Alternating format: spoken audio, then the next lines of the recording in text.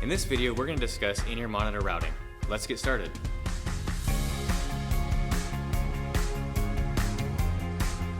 So on a Sunday morning or Thursday practice during sound check, you'll likely need to make adjustments to the musician's in-ear mixes. So we're going to go through how to do that. In the channel processing video, we discussed how to navigate the plugins on the console. So let's quickly review. We're going to go down to the in-ear monitor page, and here we have all of the plugins available. We can simply select the main screen, or we can hit the processing tab and navigate through our different plugins. So likely on a Thursday practice, you'll hear a musician say, "Hey, can I get more of this input source in my in-ear mix?" So let's run through an example. Let's say this person wearing in-ear monitor 1 would like more snare drum in their pack.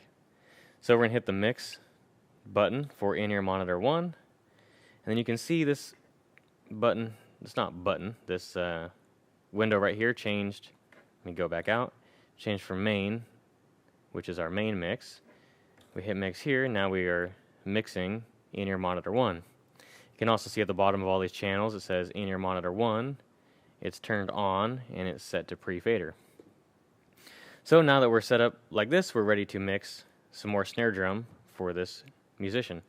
So we'll simply turn up the snare drum or turn it down, whichever they requested.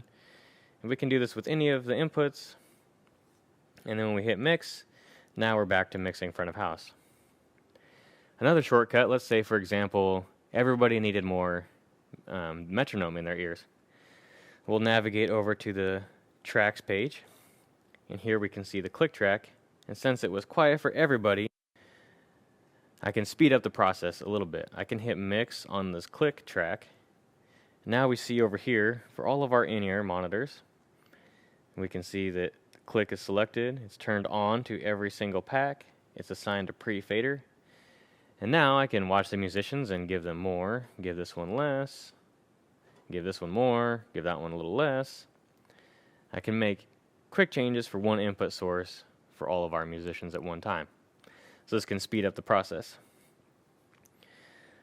I'm going to back out of this now, go back to the main front of house mix by selecting mix. You can see here we're on the main mix again. So now let's say a musician is having trouble with their ears, but they can't identify what it is. We can monitor from front of house. We hit this PAFL button, which stands for pre, after fader, listen. It's basically a solo button. So we press that, and now in our console we have some headphones plugged in.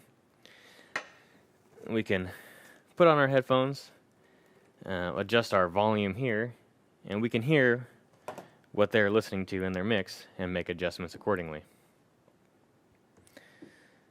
So this is not a very common occurrence, but let's say a musician either doesn't want an input source in their ears anymore, or they don't have an input source. So I'm going to show you how we can assign different input sources to different in-ear mixes. We'll go back to our in-ear monitor 1 mix by selecting mix. And now we can see any input that says on, that is what is being sent to this mix. Let's say, for example, this musician does not want overheads. We will hold this assign button, and then we press mix on that channel, and now you can see it change to off. So now this is no longer being sent to this musician's mix. Similarly, we can turn it back on by holding assign and hitting mix, and now it is sent to this in-ear monitor mix. Thanks for tuning in to this Audio Ministry Series video. If you'd like to see our next video in the series, click here. If you'd like to see some other videos we've put together, click here. Thanks again for tuning in. See you in the next one.